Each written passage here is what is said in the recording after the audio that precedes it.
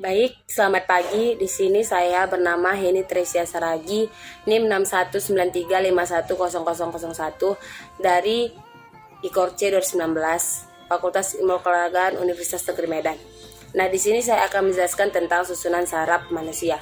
Sistem saraf terdiri dari atas otak, sumsum tulang belakang, mata, telinga, hidung, mulut, kulit, serta semua sistem saraf di dalam tubuh.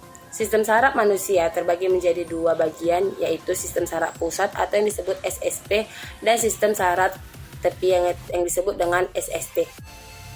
Bagian susunan sarafnya ialah sistem saraf yang kompleks dapat dibagi menjadi dua kelompok besar, yaitu sistem saraf pusat dan sistem saraf tepi. Sistem saraf pusat terdiri dari otak dan sumsum tulang belakang. Sementara sistem saraf tepi terdiri dari sistem saraf somatik dan otonom.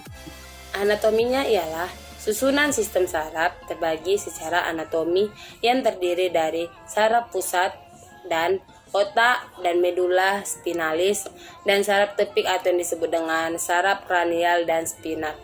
Dan saraf secara fisiologi yaitu secara otonom dan saraf somatik. Nah, apa saja bagian dari saraf? Bagian dari saraf adalah otak. Otak adalah pusat kendali yang bertugas untuk mengatur segala fungsi di tubuh manusia, mulai dari gerakan, sekresi atau mengeluarkan hormon, daya pikir atau kognitif, sensasi hingga emosi. Kedua, sumsum tulang belakang. Sumsum tulang belakang adalah bagian dari sistem saraf pusat, sebagian rangsangan yang sifatnya refleks, bisa melewati sumsum tulang belakang tanpa melewati otak. 3. Sel saraf atau yang disebut neuron. Neuron adalah unit kerja sistem saraf pusat terdiri dari 12 nervus kranial, semua nervus senial dan cabangnya.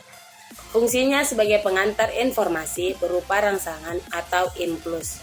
Setelah mengetahui bagian umum dari sistem saraf, kita perlu mengenali fungsi sistem saraf. Fungsi yang paling utama adalah untuk menerima, mengolah, dan menyampaikan rangsangan dari seluruh organ. Sistem saraf tepi. Fungsi utama dari sistem saraf tepi ialah menerima rangsangan dan mengantarkan semua respons yang sudah diolah oleh sistem saraf pusat. Sistem ini terdiri dari beberapa fungsi dan bagian, yaitu 1. Fungsi sensorik. Bagian ini berfungsi untuk menerima. Setiap bagian motorik berperan untuk memberikan tanggapan atau reaksi tubuh terhadap rangsangan yang sudah diproses oleh sistem saraf pusat. Yang ketiga, fungsi somatik.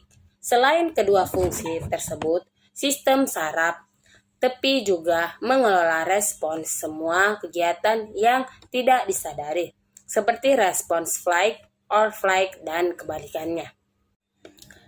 Baik, terima kasih atas waktunya. Demikian hasil penjelasan yang saya jelaskan. Bila ada kesalahan kata mohon dimaafkan. Terima kasih.